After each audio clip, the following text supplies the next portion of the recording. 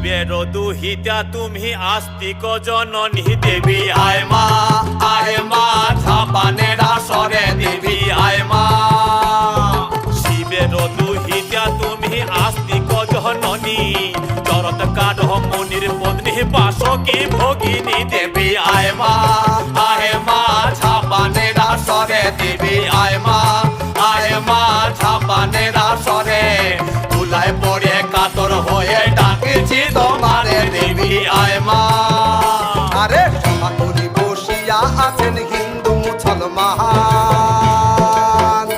আরে সমাকুলি বসিয়া আছেন হিন্দু মুসলমান।